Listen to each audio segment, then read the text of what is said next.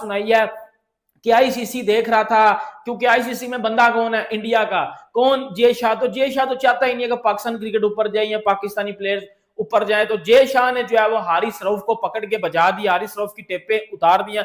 अब मैं आपको ना देखो, आप सबको पता है कि हारिस रऊफ के ऊपर बैन लग गया। अब मैं आपको वो चीज बताऊंगा, वीडियो जरूर गौर से देखना। अब मैं ना आपको वो चीज बताऊंगा कि ये जो भी बात चल रही है ना कि जी हारिस रऊफ के साथ ज्यादती हुई है या पाकिस्तानी प्लेयर्स के साथ ज्यादती हुई है, इंडियंस के साथ ज्यादती नहीं हुई, मैं अब आपको ना वो खुल के बताने लगूं बेसिकली कौन सी बात को किधर छुपाया जा रहा है। अब मेरी बात सुनो, 14 सितंबर को मैच होता है पाकिस्तान और इंडिया का। इंडियन प्लेयर्स पहले बॉलिंग करते हैं और इंडियन प्लेयर्स जब बॉलिंग करते हैं उनकी तरफ से किसी भी किस्म का कोई भी ऐसा फजूल इशारा नहीं आता जो कि किसी को भी ऑफेंड करे, सही है। जैसे ही पाकिस्तान टीम बॉलिंग करने आती है, हारिस रऊफ बाउंड्री पे खड़े होके ये इशारे करता है, ये वाले, ये 6-0 के इशारे करता है हारिस रऊफ, ठीक है। वो फिर पिक्चर वायरल हो जाती है जो है वो मैच के बाद, और उसको आईसीसी के पास लेके चला जाया जाता है। बीसीसीआई उसके ऊपर कंप्लेन कर देता है और उस कंप्लेन को फिर आईसीसी के पास लेके जाया जाता है कि जी ये हारिस रऊफ क्रिकेट से हट के चीजें कर रहा है, ठीक है। फिर क्या होता है, फिर 21 वाला मैच आता है, असल मैच ही वो था। 21 वाले मैच में क्या होता है, 21 वाले मैच में जो है वो पाकिस्तान टीम पहले बैटिंग करती है और इंडियन टीम पहले बॉलिंग करती है। फिर इंडियन टीम जब बॉलिंग करती है तो इंडियन बॉलर्स की तरफ से किसी किस्म का कोई ऐसा इशारा नहीं होता जो किसी भी बंदे को ऑफेंड करे। जैसे ही पाकिस्तान टीम बॉलिंग के ऊपर आती है, फिर हारिस रऊफ अभिषेक शर्मा को गाली देता है, शुभमन गिल को गाली देता है, फिर शाहीन अफरीदी अभिषेक शर्मा और शुभमन गिल को गाली देता है। फिर शाहीन अफरीदी और हारिस रऊफ के साथ जो शुभमन गिल और अभिषेक शर्मा ने किया वो आप सबको पता है कि कैरियर तकरीबन खत्म कर दिया हारिस रऊफ था। उसके बाद तो हारिस रऊफ नजर ही नहीं आया इंटरनेशनल क्रिकेट में, पाकिस्तान टीम से भी ये बाहर हो गया हुआ है, ठीक है। फिर क्या होता है, फिर हारिस रऊफ क्या करता है, हारिस रऊफ जाके फिर फजूल इशारे करता है। जब विकेट्स गिरती हैं तो हारिस रऊफ ये चीजें करता है, ठीक है। साहिबजादा फरहान ने क्या किया था कि साहिबजादा फरहान ने अब बैट के साथ ये वाली सेलिब्रेशन की थी, गन सेलिब्रेशन, ठीक है। साहिबजादा फरहान की तरफ से ये हो गया। हारिस रऊफ ने क्या किया, हारिस रऊफ ने विकेट्स गिरने के बाद ये वाली चीजें की और दोबारा हारिस रऊफ ने 21 को भी वही चीजें की और तो नहीं रहे थे, लेकिन उन्होंने इस तरह के इशारे किए थे, लेकिन उनको जो है वो बिल्कुल क्लियर करार दे दिया गया। उनके अगेंस्ट आईसीसी ने कोई हियरिंग नहीं की और कहा है कि वो बिल्कुल भी गिल्टी नहीं।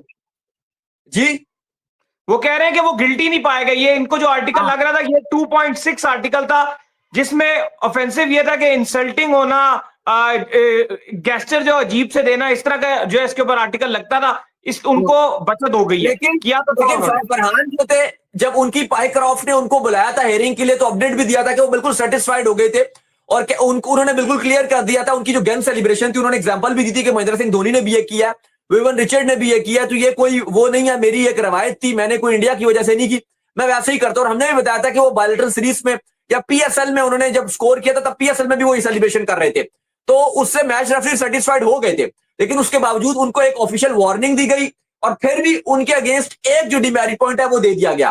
फिर अगर आपको याद होगा जसप्रीत बुमराह ने हारिस रऊफ को आउट होने के बाद भी ऐसे इशारा किया था, तो उसके बाद उनको जब गए तो बुमराह ने कोई बहस नहीं की, उन्होंने कहा जी बिल्कुल मैंने ये किया, और उनको सजा के तौर पर सिर्फ एक जो डिमेरिट पॉइंट था वो दिया गया और ऑफिशियल वार्निंग दी गई। तो इनडायरेक्टली अली साहब अगर हम कहें तो जो मेजर एक्शन है वो सिर्फ पाकिस्तानी प्लेयर्स के अगेंस्ट ही किया गया है। नहीं, पाकिस्तानी प्लेयर्स के अगेंस्ट भी आप नहीं कह सकते, सिर्फ हारिस रऊफ के अगेंस्ट जो है वो मेजर एक्शन जो है वो लिया गया है और उनको जो है वो ज्यादा जो है टारगेट किया गया हारिस रऊफ को, क्योंकि उन पर जो है काफी ज्यादा जो है वो तपे हुए थे।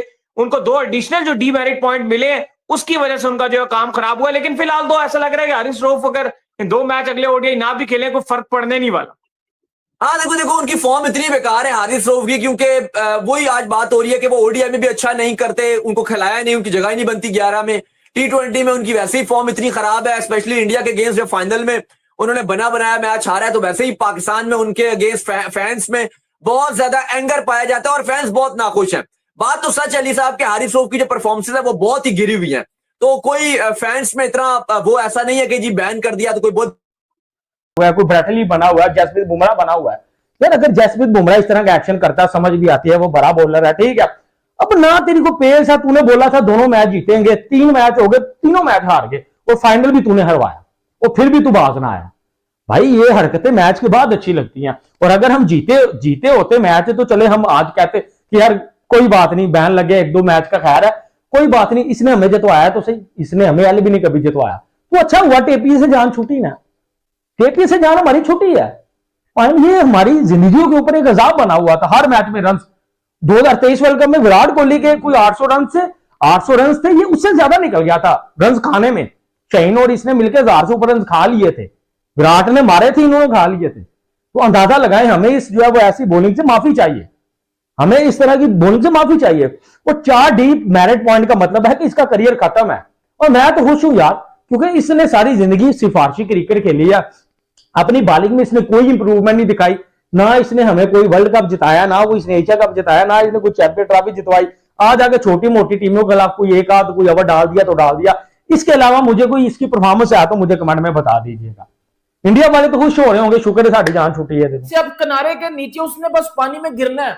आरिस रऊफ के ऊपर भाईजान आईसीसी ने बैन लगा दिया। इसके बाद इस हेयरिंग में सूर्या कुमार यादव भी थे, जसप्रीत बुमराह भी थे और जो है वो साहिबजादा फरहान भी थे। आप सबको पता कि पाकिस्तान और इंडिया के जो एशिया कप में मैच हुए 14 को, 21 को और 28 को जो है पहले हारिस रऊफ ने चीजें की, फिर साहिबजादा फरहान ने की, फिर वो सूर्य कुमार यादव के एक प्रेस कॉन्फ्रेंस के ऊपर भी कुछ चीजें बताई गई। जसप्रीत बुमराह ने भी जो है वो हारिस रऊफ को उठ करके ये वाला सेलिब्रेशन किया।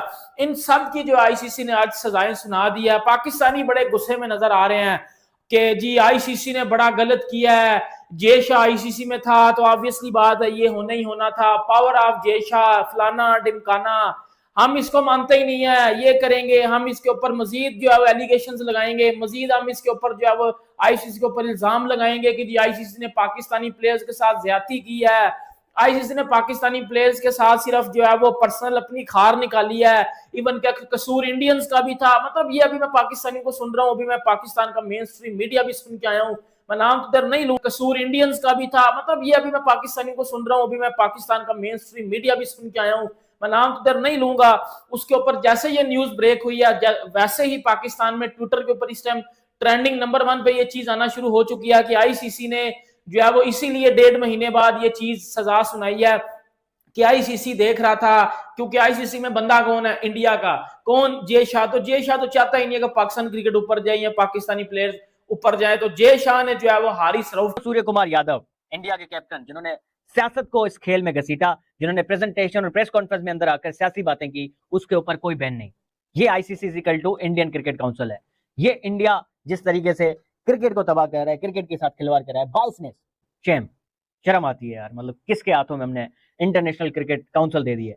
तो आईसीसी के रूल के तहत 24 महीनों का में यानी 2 साल के अंदर कोई भी दुनिया का प्लेयर 4 डीमेरिट पॉइंट्स ले लेता है तो उसको ऊपर 2 मैच सस्पेंशन हो जाती हैं as per ICC disciplinary framework. So in accordings with the code, Rauf को यानी हारिस रऊफ को पाकिस्तान के जो 2 ओडीआई गेम्स है, जो एक अभी चल रहा है और दूसरा अभी होना है 6 तारीख यानी परसों, तो उस दिन ये चीज को सॉल्व किया जाएगा।